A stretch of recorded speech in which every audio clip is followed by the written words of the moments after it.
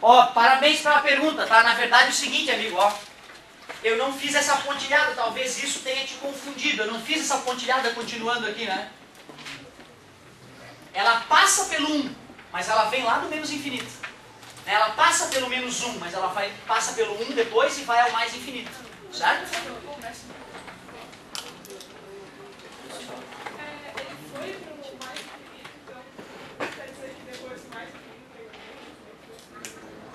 Olha só, isso já é uma coisa mais profunda que nós discutimos numa certa aula, mas é profundo isso realmente, olha só.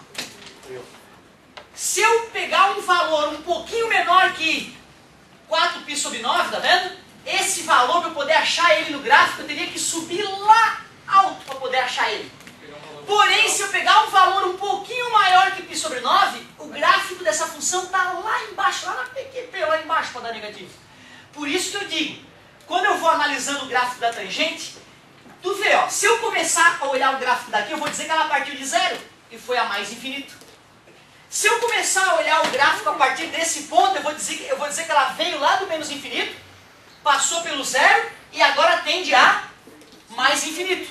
Depende de onde eu começo a olhar o gráfico, eu posso falar uma coisa diferente. Mas todos devem concordar que se eu for analisando o comportamento do valor da tangente ao longo do eixo x, uma hora dá um valor extremamente pequeno e negativo, extremamente grande, porém negativo, certo? Uma hora dá menos 1, uma hora dá 0, uma hora dá 1. E será que dá esses valores intermediários também?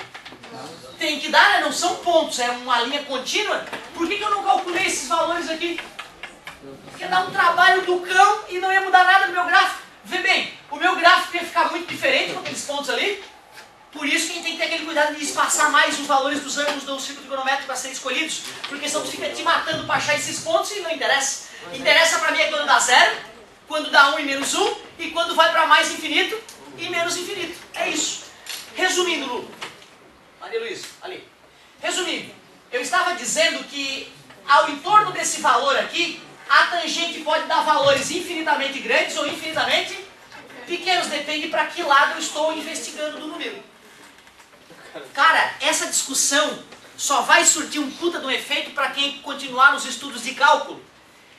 Uma das primeiras aulas de cálculo tu vai ter essa noção de limite de uma função. Limite de uma função, certo? E aí o professor vai usar a tangente como exemplo. Ele vai mostrar para vocês que o limite da tangente, chegando por valores menores que 4π/9, dá diferente do limite da tangente, chegando a 4π/9 por valores maiores que 4π/9. Isso depois o professor vai explicar. Isso prova que o limite da tangente, quando o x, naquele caso, chega a 4π/9, não existe. Mas é uma discussão mais pra frente. Por que a minha aula tem esse estilo que tem? Porque como eu já dava aula quando entrei na faculdade, eu no início da faculdade conseguia perceber quais eram as dificuldades básicas dos meus colegas que faziam eles achar que cálculo era difícil, né? Então eu não tinha que me esforçar, eu ia bem em cálculo, passei em cálculo de primeira, enquanto tinha colegas meus que estavam há 4 anos fazendo a mesma matéria de cálculo. Porra, cara, eu não consigo passar em cálculo, cálculo é foda, cara, porra, cálculo é foda. O cara estava há 4 anos tentando fazer cálculo A. Mas é porque a matemática dele, básica, de 8ª série, de 9º ano, de 1ª, 2ª e 3ª, era podre. Como é que o cara vai querer entender o cálculo avançado se a matemática básica do cara é podre? Isso me fazia perceber, putz, esse cara não estudou tangente direito, porque ele está confuso nessa parte. Por isso eu fui moldando as minhas aulas, pensando não só no cara que for fazer artes plásticas, direito, que são matérias maravilhosas, filosofia, que eu acho lindo, sociologia, incrível, geografia, maravilhoso, mas também para o cara que for fazer física, matemática, química, biologia. Biologia tem que calcular, tá, galera? Biologia e etc e tal. Eu quero dar aula para todos, é por isso que às vezes eu me permito ir um pouco além. Muito bem. Última colocaçãozinha sobre isso?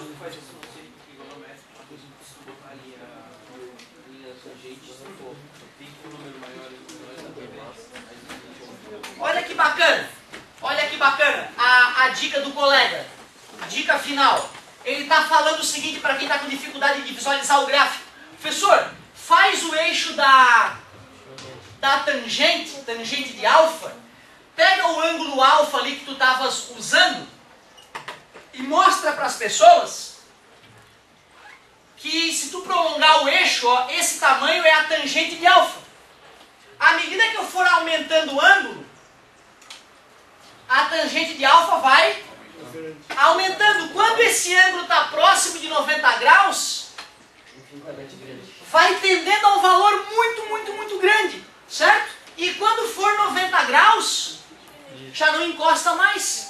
A gente brinca na matemática que retas paralelas se encontram no infinito. É uma piadinha, né? Porque retas paralelas, pela própria definição, jamais vão se encontrar. Concorda comigo? Por que mesmo que a gente diz que retas paralelas se encontram no infinito? Porque ao olhar uma estrada longa de acostamentos paralelos, nós temos a ilusão de ótica de que está afinando a estrada, né? Certo? Mas é uma ilusão geométrica causada pelo movimento angular do olho. Já te expliquei, eu acho, essa ideia alguma vez, né? Eu olho para o amigo, ó, eu preciso pegar, pô, que grande o Lucas. Aí eu olho para o amigo que está lá longe. O amigo lá de trás é bem menor que o Lu. O Johan é bem menor que o Lucas, cara. Que estranho. Isso tem a ver com o quê?